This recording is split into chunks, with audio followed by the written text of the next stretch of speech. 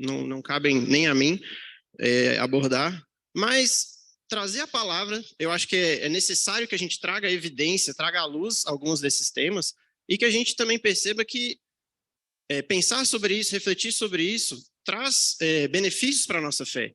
A gente pode ter reflexões profundas e muito frutíferas se a gente pensar sobre essas coisas, e se a gente trazer isso para uma reflexão prática na nossa vida, né? Então, eu queria começar lendo esse texto, se vocês quiserem me acompanhar, lá em 1 Pedro 1, de 13 a 21.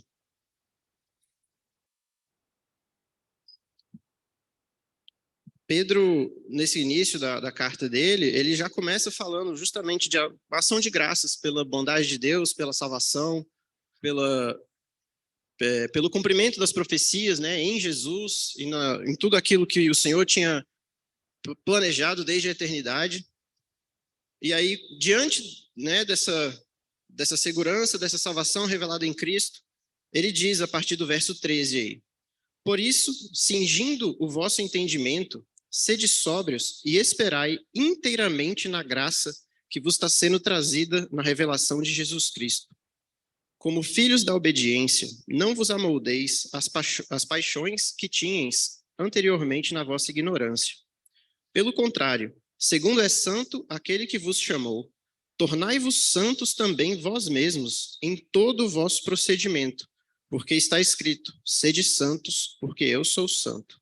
Ora, se invocais como Pai aquele que, sem acepção de pessoas, obras de cada um, portai-vos com temor durante o tempo da vossa peregrinação, sabendo que não foi mediante coisas corruptíveis como prata ou ouro que fostes resgatados do vosso fútil procedimento que vossos pais vos legaram, mas pelo precioso sangue, como de cordeiro sem defeito e sem mácula, o sangue de Cristo, conhecido com efeito antes da fundação do mundo, porém manifestado no fim dos tempos por amor de vós, que por meio dele tendes fé em Deus, o qual ressuscitou dentre os mortos e lhe deu glória, de sorte que a vossa fé e esperança estejam em Deus. O primeiro ponto que eu parti nessa reflexão foi lembrar que a nossa salvação é pela graça. Pedro diz aí nos versos 18 e 19 que nós fomos resgatados do nosso fútil procedimento pelo sangue de Cristo. É o sangue de Jesus que nos resgata. E a mesma nossa fé, ali mais na frente, no verso 21, ele diz que é por meio dele que temos fé em Deus. É por meio da obra do próprio Jesus que nós temos fé em Deus. Esse sangue de Jesus foi derramado gratuitamente por todos. Isso é muito importante que a gente frise. Jesus morreu e a intenção de Deus era que esse sangue alcançasse a todos quantos quisessem e aceitassem a obra redentora de Jesus, né, e decidissem participar dessa obra redentora. Aí aqui eu queria citar alguns versículos, esses talvez não precisam abrir, só para a gente frisar, né, que eu não estou inventando nada. Efésios 2:8, porque pela graça sois salvos, mediante a fé. Isto não vem de vós, é dom de Deus, não de obras para que ninguém se glorie. Tito 2:11, a graça de Deus se manifestou salvador a todos os homens. 1 Timóteo 2:4, o qual, no caso aqui Deus, né, deseja que todos os homens sejam salvos e cheguem ao pleno conhecimento da verdade. Irmãos, isso tudo para frisar esse início do raciocínio, que a nossa salvação é puramente dom de Deus, que em nós não há nada que nos possa levar a esse estado de salvação.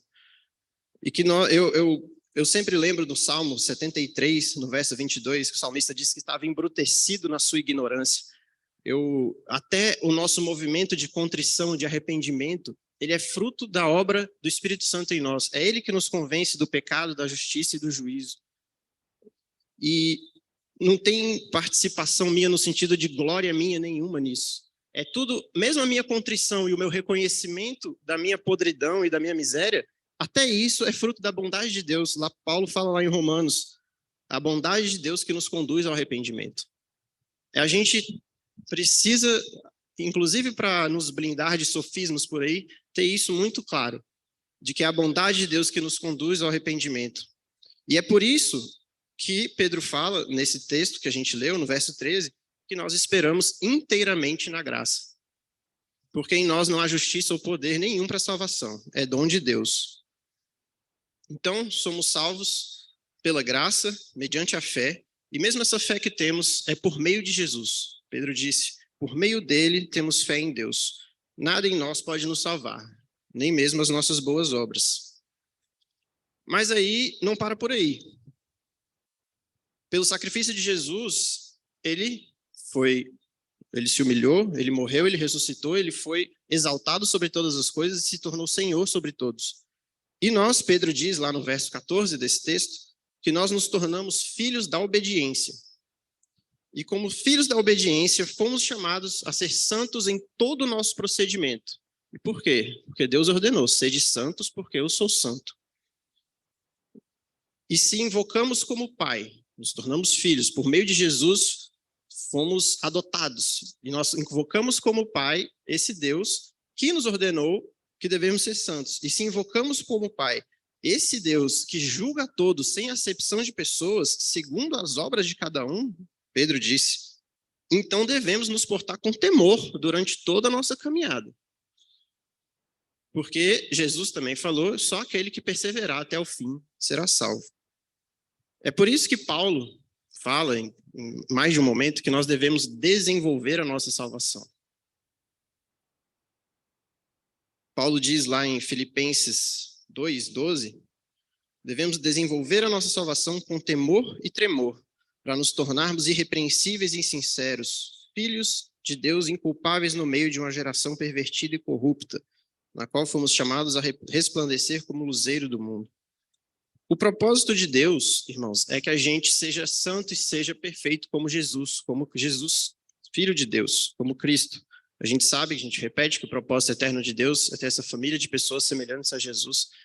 E a gente precisa passar por esse processo de desenvolvimento da salvação e de semelhança com Cristo, de aperfeiçoamento da nossa semelhança com Cristo. Porque o padrão de Deus é a perfeição. Devemos ser perfeitos como perfeito é o nosso Pai Celeste. Não tem um padrão abaixo desse. Efésios 2:10 diz, somos feitura dele, criados em Cristo Jesus para boas obras. A nossa salvação é pela graça, mas fomos criados para boas obras. Nossa salvação não é por obras, mas a consequência da graça de Deus manifestada em nós é fazer boas obras, né? Então devemos ser diligentes em toda boa obra, devemos nos livrar do pecado, mortificar a carne, exercer o domínio próprio sobre o nosso próprio corpo, sobre a nossa própria carne. Deus falou para Caim lá no início, quando ele teve inveja de Abel, Deus falou que se procederes bem, não serás aceito, mas se procederes mal, o pecado está à porta. E a sua vontade, a vontade do pecado, será contra ti, mas a ti cumpre dominá-lo. Desde os primórdios da humanidade, está sobre o homem a responsabilidade de dominar o pecado. É claro que o homem sozinho não consegue, mas está sobre o homem essa responsabilidade. Mas aqui, irmãos, eu queria fazer esse paralelo para deixar muito claro que a graça de Deus que nos conduz ao arrependimento, que nos salva, é uma obra inteiramente de Jesus. É uma obra que a gente não teria como nem condição de participar e de sair do buraco que a gente estava. Mas, ao mesmo tempo, está sobre nós uma responsabilidade de perseverança, de santificação e de desenvolvimento da salvação, que diante de Deus é igualmente necessária. Então, precisamos entender que existe um chamado à santidade, que existe um chamado à perfeição. E esse chamado envolve renúncia, envolve disciplina, envolve obediência, envolve diligência nas boas obras. Paulo fala, ele compara o discípulo ao atleta, que se domina em todas as coisas. Inclusive, reduz o próprio corpo físico, o corpo à escravidão, à obediência. Então, existem, sim, várias coisas que Deus espera, várias atitudes que Deus espera de nós, no sentido de tomar o controle do nosso corpo. Até a nossa alma, o Alfredão estava dizendo, às vezes a gente precisa dar ordem para a nossa alma, e é fato, a gente precisa disso mesmo. Essas coisas não se excluem. Não são essas obras que vão nos salvar, porque a graça nos salvou, mas a graça enseja, a graça ela leva a essas boas obras e a essa transformação. Essas coisas não se contradizem. E aí, irmãos, quando a gente, em alguns momentos da vida, talvez pelo tempo de caminhada ou por qualquer motivo, às vezes a gente se apega muito a essa parte das obras. Às vezes a gente se apega muito há a questão da renúncia, há a questão da santificação, da mortificação da carne. Isso, enfim, pode gerar consequências diversas, mas o fato é que depois que a gente teve aquela experiência inicial de conversão, a gente experimentou da graça de Deus, a gente foi salvo, a gente está grato a Deus, e a gente passa a caminhar, às vezes depois de um tempo da caminhada, essa graça vai se esvaindo e a gente vai se apegando à obra, vai se apegando, às vezes, muitas vezes, à nossa incapacidade de cumprir essa obra, a nossa incapacidade de renunciar a tudo que a gente achava que a gente tinha que renunciar, enfim. E é por isso que esse paralelo, sempre quando a gente passa para essa parte da perseverança, a gente não pode esquecer da graça. A graça que foi ofertada desde o princípio, desde o nosso arrependimento e conversão, ela permanece durante a caminhada. Devemos lembrar, como Paulo disse, Filipenses 2,13, Deus é quem efetua em nós o querer e o realizar, segundo a sua boa vontade. Se ele nos revelou lá atrás a nossa condenação para imediatamente nos ofertar um caminho de salvação, ele vai continuar essa obra redentora, essa obra graciosa, no processo da santificação. E frisando que a santificação, sem a qual ninguém verá o Senhor. Hebreus 12,14 diz. A santificação, então, irmãos, é uma obra também da graça redentora de Deus. A gente não pode esquecer a graça de Deus, a experiência do Espírito Santo, a habitação do Espírito Santo nesse processo de santificação. É o Espírito que nos capacita a perseverar pela infinita misericórdia de Deus. E falando tanto de santificação, eu queria abrir um parênteses rapidinho, porque eu acho que isso é uma coisa muito importante que, pelo menos para mim, a partir de um certo ponto da caminhada, eu me vi assim, muito preso nessa questão da santificação, da renúncia e das mudanças que eu precisava ver em mim mesmo, e não entendia muito bem qual era o propósito de Deus para isso. Porque você pensa, poxa, Deus podia ter me salvado de uma vez por todas e acabou, ou eu podia estar no céu, ou sei lá por quê. Mas, muitas vezes, irmãos, a gente tem uma tentação de, diante das provações, diante das dificuldades, a gente duvidar, às vezes, da bondade, da graça de Deus, e a gente passar a olhar para Deus com um olhar diferente do que ele é, ou seja, ele é um pai. Ele é um pai bondoso que quer nos aproximar. E às vezes nesse processo, às vezes de frustração com a caminhada e com a dificuldade enfim, no nosso próprio controle do nosso pecado e tudo mais, a gente passa a achar que esse padrão, né, que Deus impõe, essa questão de sermos santos, de sermos perfeitos, é algo fora da nossa capacidade e também, não só isso, mas como se fosse uma imposição de um padrão moral de excelência que a gente tem que fazer por merecer a salvação. Se Deus mandou eu ser santo, então eu vou ter aqui que... Como se fosse um capricho de Deus, não sei, eu já pensei muito sobre isso. E o que Deus me falou, e já há muitos anos, e ultimamente é algo que eu sempre recorro a esse pensamento, é de que o chamado de Deus à santidade é um chamado de graça, é um chamado de amor. Não é um chamado de imposição de um padrão, não é um chamado de uma penitência por conta da vida passada que a gente levou, agora vocês vão mostrar que vocês são diferentes, que vocês vão ser melhor que todos e vocês vão ser separados. Mas, irmãos, o chamado de Deus à santidade é um chamado a nos tornarmos participantes da própria natureza de Deus. É um chamado a participarmos da vida que há nele. E Deus é santo. E a santidade de Deus não tem parte com nada que não é santo, com nada que seja pecaminoso, com nada que seja caído. É quem ele é. Ele é incompatível com aquilo que não é santo. E ele nos chama para perto, mas se nós não formos santos, nós não podemos estar perto. E uma imagem que me veio esses dias, pode ser meio besta, mas eu acho que pode ilustrar um pouco, é a gente imaginar, para fins didáticos, se Deus é luz. Vamos imaginar que essa luz de Deus, ela é a essência dessa luz, a substância que produz essa luz é um fogo. Vamos dizer, um fogo que não se consome, é um fogo que existe por si só. E se eu estou imaginando que Deus é essa luz, então essa luz é a mais forte, mais brilhante, mais intensa de todas. E essa substância ali, a gente enxerga a luz, mas por trás da luz que ofusca tem a substância que está ali queimando, que é o fogo. Se essa luz é tão forte assim, então é porque esse fogo é muito forte e muito poderoso para gerar essa luz. É um fogo intenso o suficiente para brilhar essa luz com essa força toda. Agora, se ele é tão forte assim, imagine que esse fogo é mais poderoso do que qualquer outra coisa no universo, de qualquer outra substância, do que qualquer outra matéria. Qualquer coisa que chegue perto desse fogo é eliminada, é queimada, não existe nada que resista ao poder desse fogo. Imagina um sol, uma estrela muito forte aí, mais poderosa do que todas. É um fogo consumidor. E se nada resiste a esse fogo, se tudo, qualquer outra matéria que chega perto é sumariamente eliminada, qual é a única substância que poderia chegar perto desse fogo sem se queimar? É o próprio fogo. É algo que seja feito da mesma substância, que vai se unir àquele fogo ali. Eu não vou entrar, enfim, nas repercussões físicas, porque eu nem tenho conhecimento sobre isso, mas é só um exemplo para a gente entender que nesse cenário que eu descrevi, o fogo seria a santidade de Deus. Deus é feito de santidade. E essa santidade dele, ela elimina qualquer outra coisa que não seja santa. Mas ele quer que a gente se aproxime.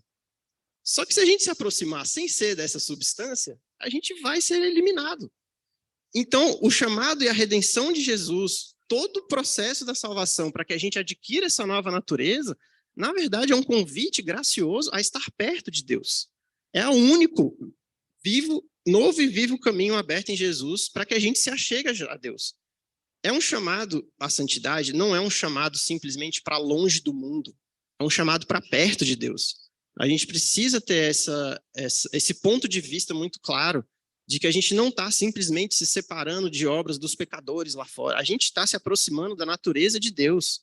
E às vezes durante a caminhada, quando a gente se vê ou frustrado, ou sem entender por que Deus mandou fazer aquilo e não aquilo outro, ou sem entender por que é tão difícil às vezes durante as provações, a gente tem que se lembrar que todo esse caminho é só porque Deus nos quer perto. E que se não fosse assim, a gente não poderia estar perto. Se não fosse essa santificação, a gente seria simplesmente eliminado da presença de Deus. Mas Ele quer que a gente se achegue e que a gente conviva com esse Deus próximo, com esse Deus Pai, que cuida e que nos abraça. Então, irmãos, esse parênteses que eu fiz é só para a gente distinguir a santidade simplesmente de um padrão moral elevado que vai nos fazer por merecer uma salvação de Deus ou estar perto de Deus. É simplesmente uma mudança de natureza, porque se não fosse assim, a gente seria eliminado. E a gente entende que a graça de Deus vai nos levar a passar por esse processo, para que a gente chegue lá. Se Ele nos chamou, Ele vai nos dar as ferramentas para cumprir o que Ele chamou. Então, voltando para a linha de raciocínio geral, nossa salvação não depende de obras, é pela graça.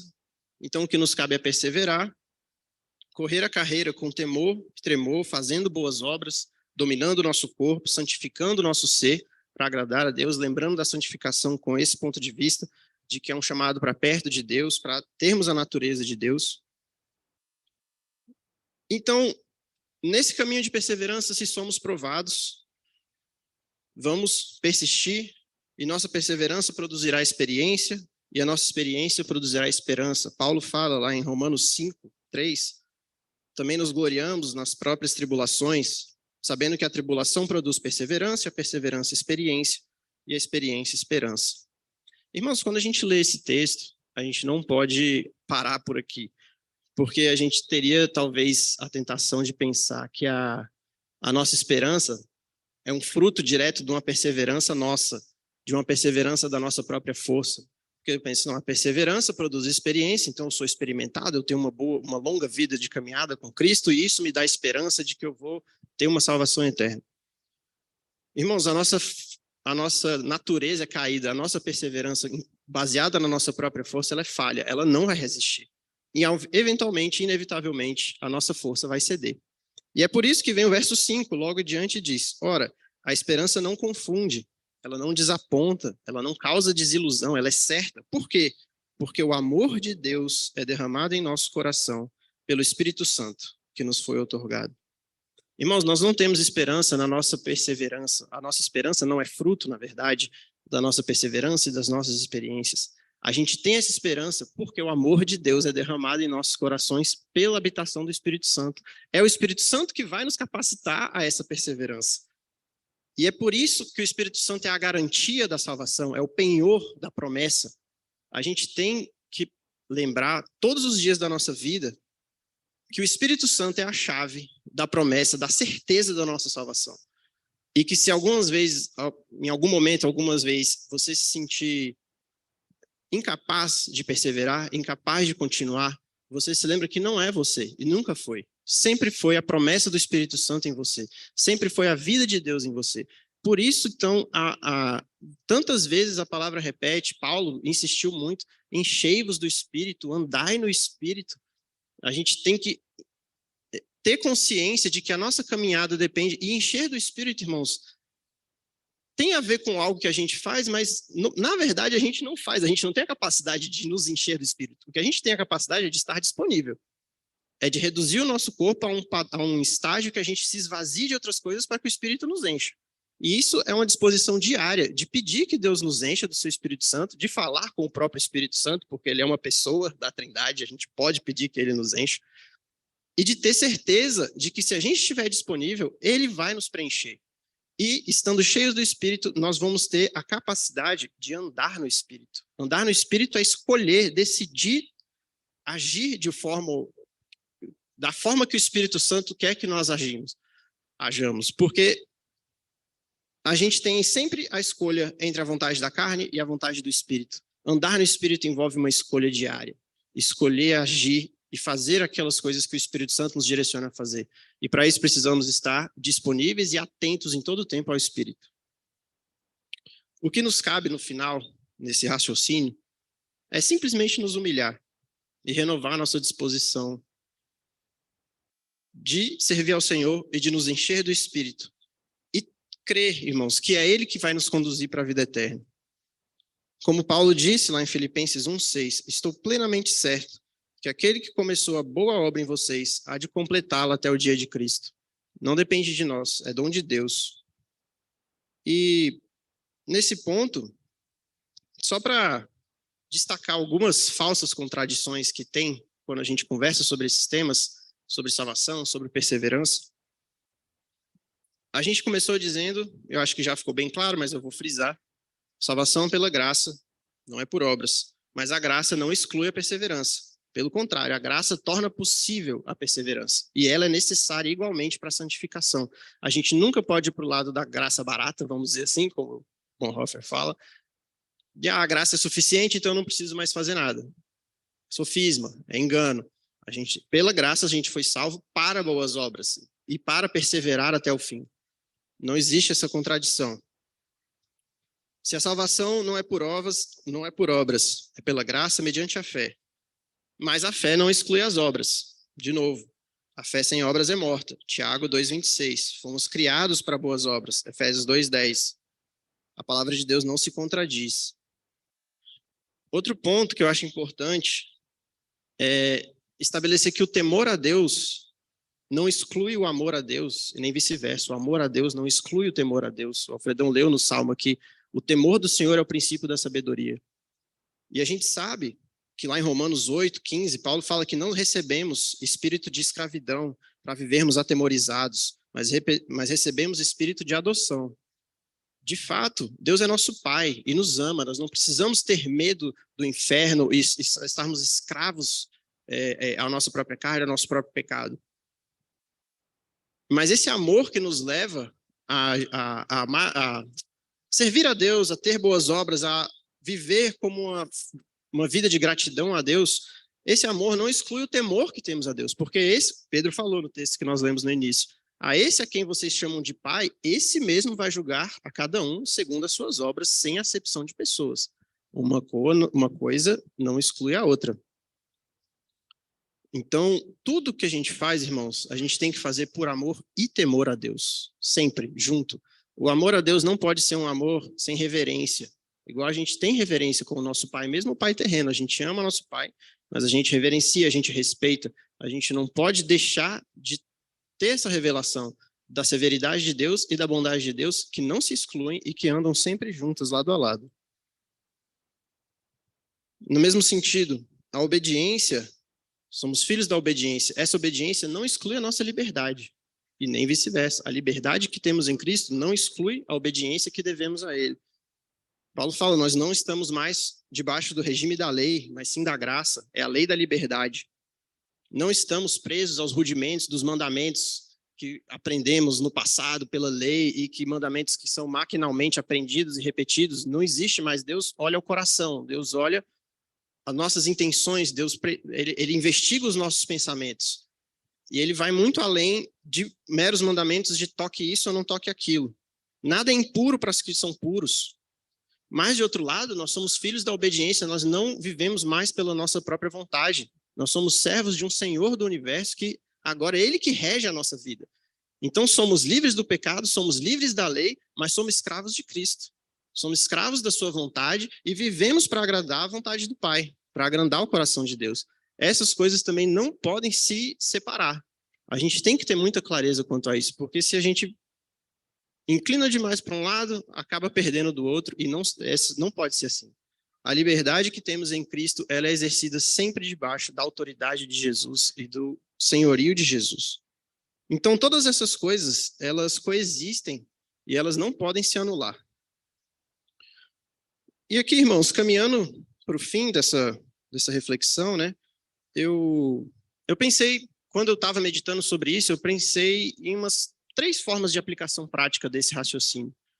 Na minha vida, e eu acho que para a vida de qualquer um, não são para tipos de pessoas diferentes. Eu acho que todos nós, durante a nossa caminhada, passamos por momentos em que a gente está mais para um lado ou mais para o outro dessa balança. Às vezes mais ancorados demais numa graça barata e pouco preocupados com as obras, às vezes preocupados demais com as obras e esquecidos da graça. E eu acho que, aplicando isso na nossa vida, a gente pode ter uma referência muito útil de trazer de volta sempre para esse norte, para esse eixo principal, de que uma coisa nunca exclui a outra. Então, eu vou dar 3 exemplos, né, de aplicação em contextos na vida e na caminhada que a gente possa enfrentar. Num primeiro, às vezes, falando de mim, né, às vezes eu me vejo relapso, me vejo indisciplinado, me vejo inclinado à minha própria vontade, à minha carne, sem conseguir permanecer naquelas coisas a que eu me propus fazer, da minha disciplina diante de Deus. E essas horas, dependendo de como estiver meu coração, eu preciso lembrar da severidade de Deus. Eu preciso lembrar que Ele corta fora o ramo que não dá fruto. E que Ele é um pai, mas é um pai que julga sem acepção de pessoas. E que vai julgar segundo as obras de cada um. E que eu vou ter que prestar conta de cada palavra frívola que sair da minha boca. E que, se eu viver na iniquidade, eu não vou ser aceito na eternidade. Jesus mesmo disse que nem todo aquele que diz Senhor, Senhor, herdará o reino dos céus. Diferente, se você pratica a iniquidade, você pode ouvir de Jesus, eu nunca te conheci. A gente precisa temer, a gente precisa desenvolver a nossa salvação com temor e tremor.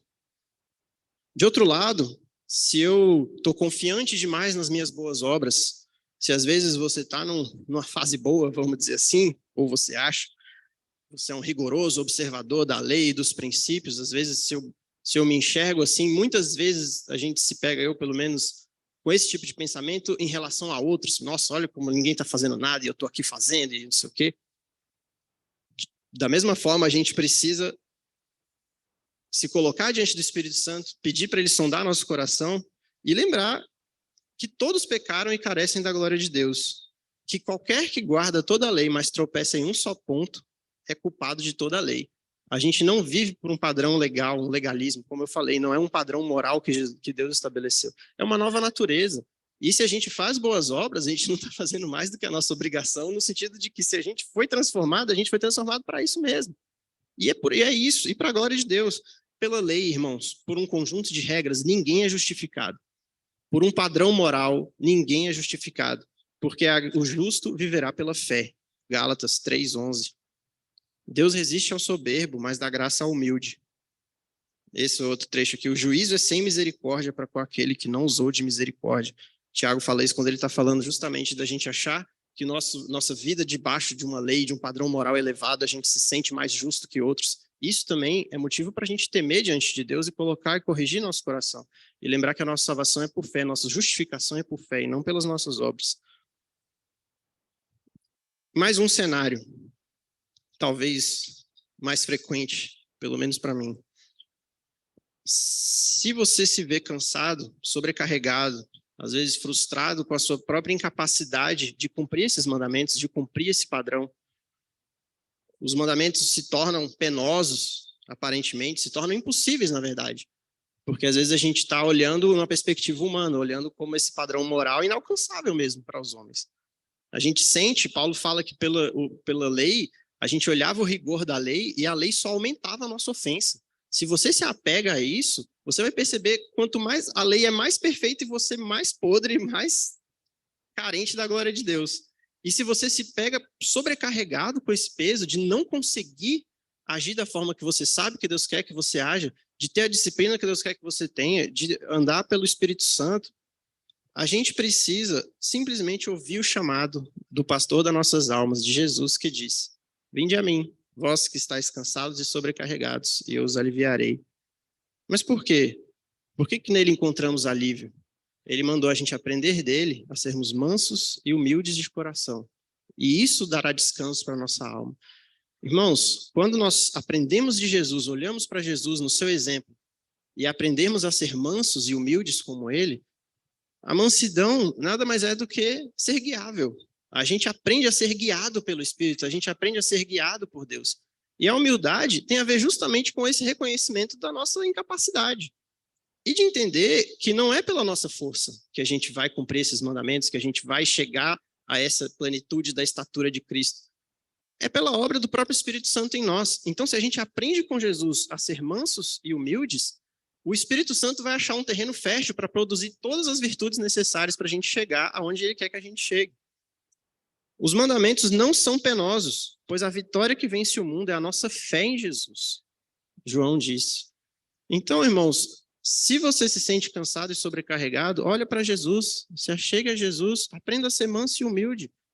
Não precisa mais do que isso, disponibilidade.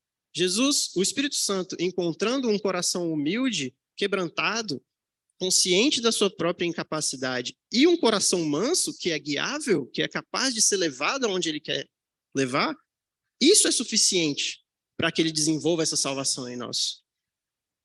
E eu concluo, irmãos, dizendo isso. O chamado de Jesus ao discipulado é um chamado de graça. É um chamado que envolve renúncia e envolve deixar as coisas para trás. Inclusive, era a primeira condição que Jesus colocava aos discípulos ali: deixa tudo para trás, tome a sua cruz. Mas é um chamado de graça, é um chamado de bondade e misericórdia de Deus. E é um chamado no qual a gente pode repousar seguro.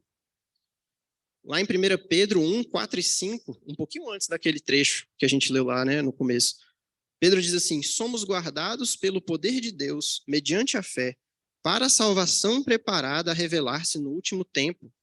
A gente tem segurança de que é o poder de Deus que nos guarda.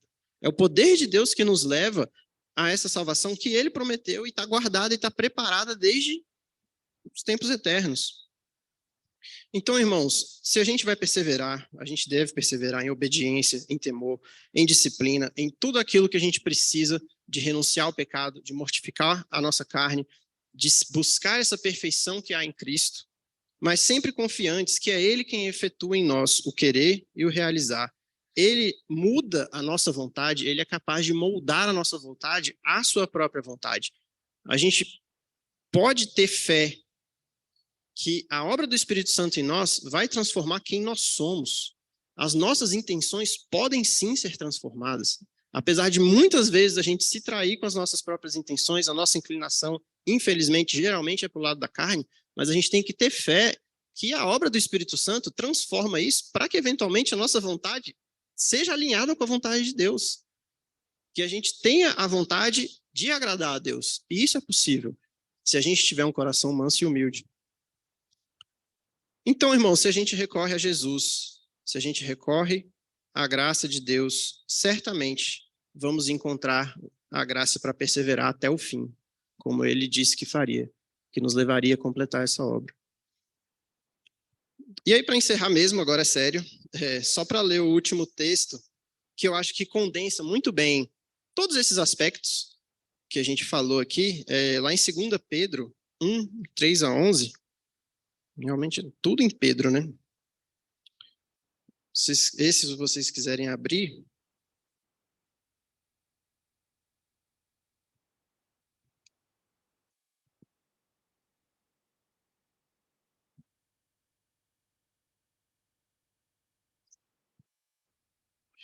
Pedro diz assim: